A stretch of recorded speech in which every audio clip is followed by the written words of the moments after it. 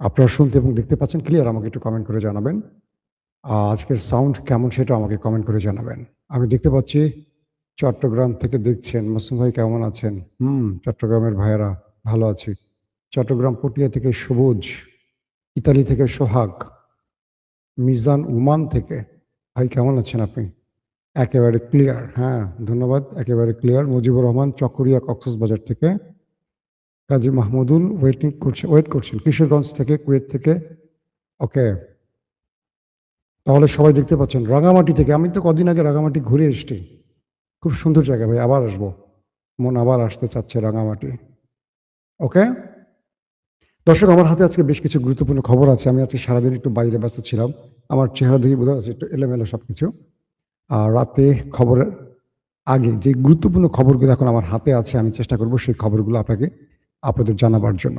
প্রথম কথা হলো মার্কিন যুদ্ধ জাহাজগুলো ইরানের একটি জাহাজকে তুস্কা, সেটাকে সিনেমাটিক স্টাইলে আক্রমণ করে আটক করেছে।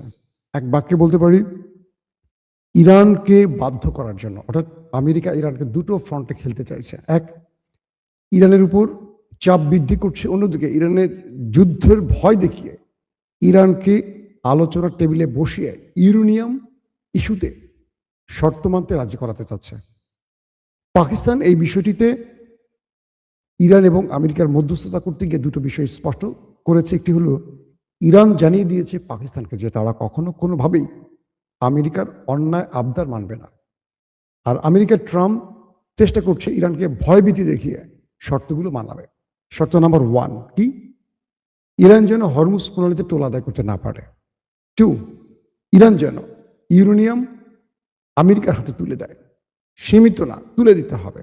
3, ইরান তার মিসাইল প্রোগ্রামগুলোকে রেঞ্জ কমাবে।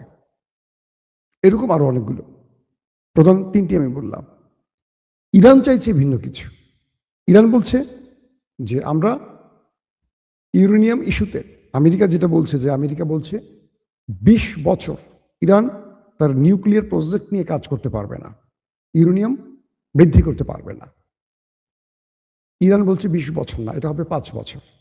যদি তুমি রাজি থাকো আসো, যদি তুমি রাজি না থাকো তাহলে তোমার যা করার করতে পারো। আমেরিকা শেষ পর্যন্ত 15 বছরে আসছে, কিন্তু ইরান 5 বছরে আটকে আছে। নাম্বার 1। নাম্বার 2, আমেরিকা চীন থেকে হরমুজে আসার পথে, অর্থাৎ চীন থেকে ইরানে আসার পথে ইরানের একটি জাহাজকে অ্যাটাক করেছে এবং সেটার ইঞ্জিন রুমকে মোটামুটি ধ্বংস করে দিয়েছে, এমনটি দাবি করা হয়েছে।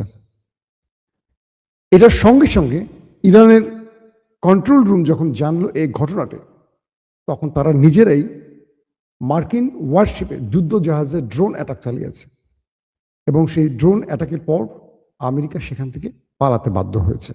অর্থাৎ আমেরিকা সেখানে ইরানকে আক্রমণ করে শেষ পর্যন্ত আর টিকে থাকতে পারেনি। 2 নম্বর গুরুত্বপূর্ণ খবর, ইরানের ইস্পাহানে যে অপারেশনটি চালিয়েছিল, এটা নিয়ে কিন্তু প্রতিদিন নতুন নতুন তথ্য আসছে পৃথিবীর বিভিন্ন গণমাধ্যমে।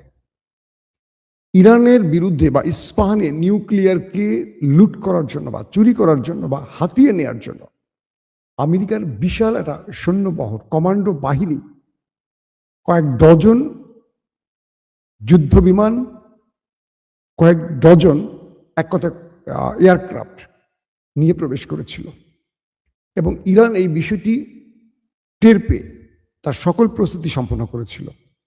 পরবর্তী এই অপারেশনটি যখন চলছিল, মার্কিন প্রেসিডেন্ট ডোনাল্ড ট্রাম্প তিনি ছিলেন সিচুয়েশন রুমে।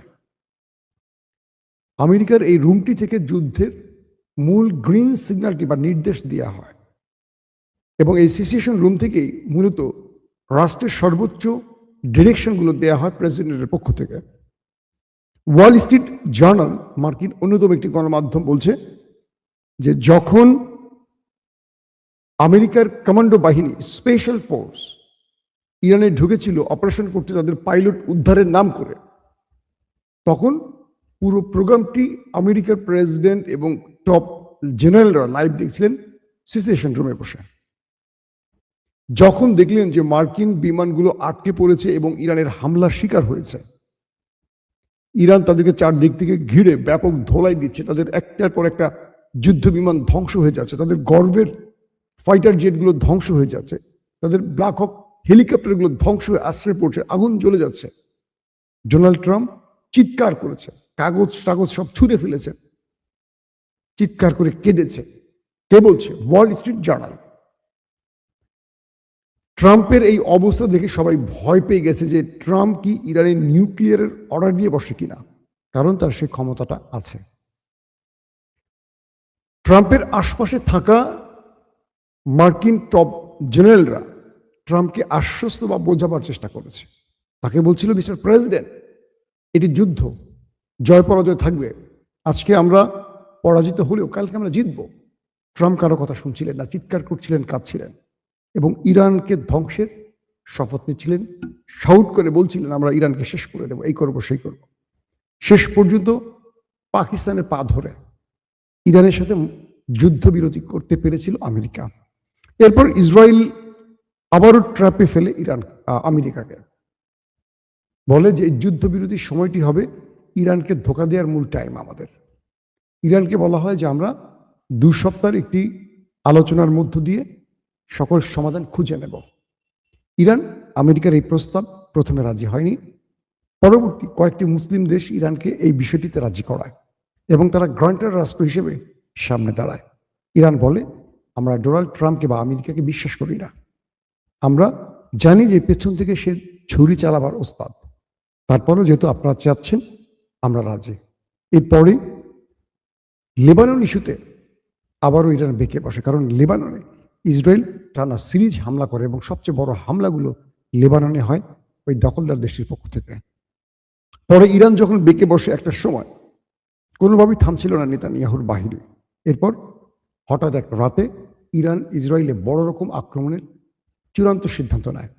এই সংবাদটি সিআইএর মাধ্যমে আমেরিকার হোয়াইট হাউসে পৌঁছে যায় এবং ডোনাল্ড ট্রাম্প নেতানিয়াহুকে ফোন করে 12 দিনের যুদ্ধবিরতি করতে বাধ্য করে, নতুবা ইরান ওই দেশটিকে ঝাঁঝরা করে ফেলবে। এই হুমকিটাও ডোনাল্ড ট্রাম্প তাকে দেয়।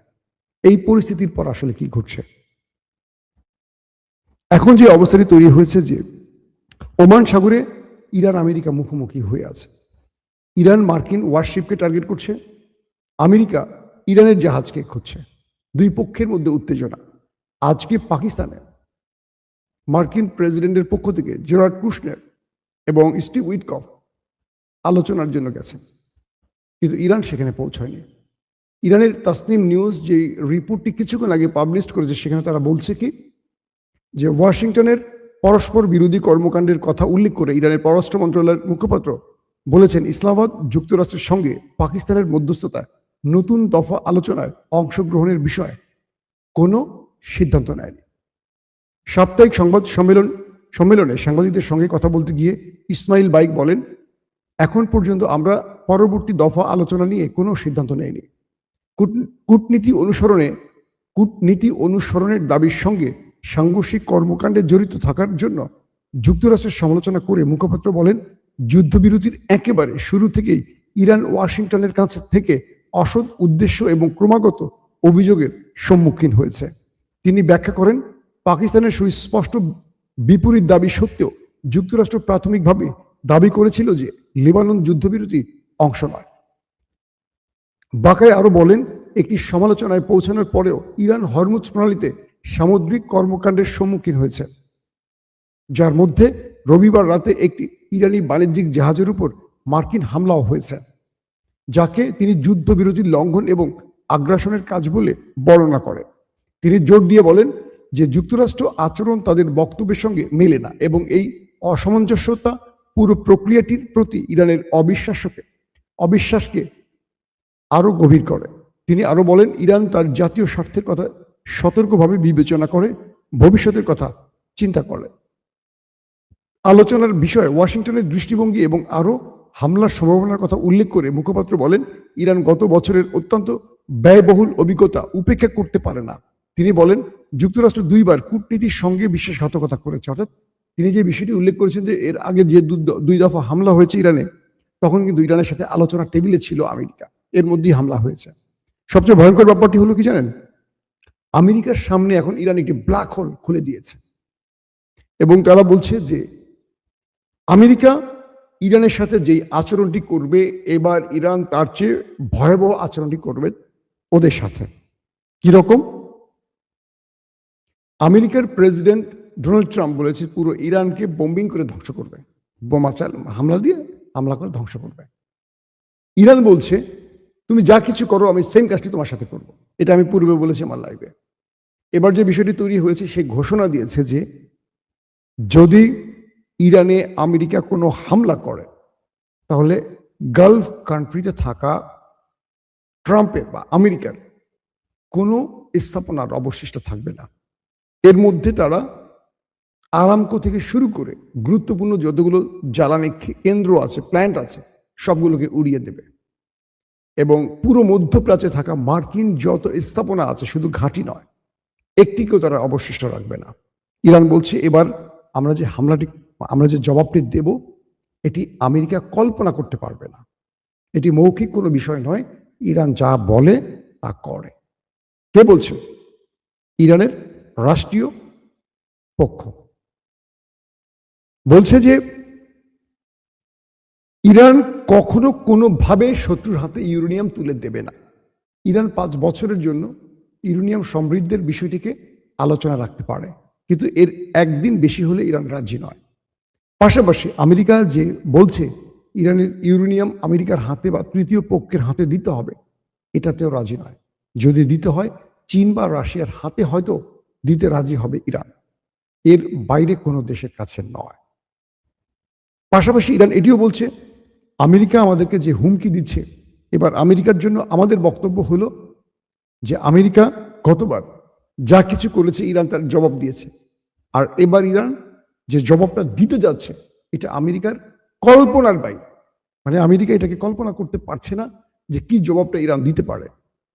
আমি গত দুদিনের লাইভে আপনাদের কিছু আভাস দিয়েছি যে কি কি টাইপের হামলার খবর ইরান দিয়েছে। তারা এমন কিছু মিসাইলকে এবার হাজির করছে যে মিসাইলগুলো এক প্রকার আমেরিকার চিন্তার বাইরের মিসাইল, যেগুলোকে গত 1.5 মাস ধরে তৈরি করেছে ইরান। মানে 28 ফেব্রুয়ারি যুদ্ধটা শুরু হওয়ার পর থেকে ইরান নতুন আদলে তৈরি করেছে আমেরিকা এবং ইরানকে টার্গেট করে এই মিসাইলগুলো তৈরি করেছে ইরান। পাশাপাশি তারা এমন কিছু প্রতিরক্ষা ব্যবস্থাকে হাজির করছে। ইরান বলছে যে আমরা এমন কিছু প্রতিরক্ষা সিস্টেমকে এবার ব্যবহার করব, আমেরিকার যুদ্ধ বিমান ইরানে ঢুকে নিশ্চিন্তে ফিরে যেতে পারবে না। তো এই পরিস্থিতিতে দুই দেশ এখন মুখোমুখি। যে কোনো সময় আমরা দেখব যুদ্ধের ঘন্টা বেজে গেছে, কেউ কাউকে ছাড় দিতে রাজি না। যদি পাকিস্তানি ট্রাম্প বলছে বা আমেরিকা বলছে যদি পাকিস্তানে এই আলোচনা ব্যর্থ হয় তাহলে আমেরিকার আলোচনায় বসবে না, আর আমেরিকা সরাসরি ইরানে আক্রমণ করবে। তো এই পরিস্থিতিতে এখন দুই দেশের মধ্যে বা দুই দেশের পরিস্থিতির মধ্যে আমরা এটুকু বলতে পারি, আমরা একটা ভয়াবহ কিছু দেখতে যাচ্ছি। আবারও বলছি, আমরা যুদ্ধ চাই না, আমরা শান্তি চাই, আমরা শান্তির পক্ষের মানুষ। কারণ এই যুদ্ধ পৃথিবীতে বহু দেশকে অনেক বড় বিপদে ফেলে দিয়েছে। আমাদের মতো দরিদ্র দেশগুলোর অবস্থা আরো করুন। আশা করব এই যুদ্ধ দ্রুত শেষ হবে। দর্শক, আজ রাত 11টা থেকে 12টায় আমি আরেকবার লাইভে আসার চেষ্টা করব ইনশাআল্লাহ। সেই পর্যন্ত আপনাদের কাছ থেকে বিদায় নিচ্ছি। প্রত্যেকে ভালো থাকবেন। আল্লাহ হাফেজ। ওপেন দাইস মানে সত্যকে সত্য বলা, মিথ্যেকে মিথ্যে বলা। আমরা শোনা কথা নয়, চোখে যা দেখি তাই বলি।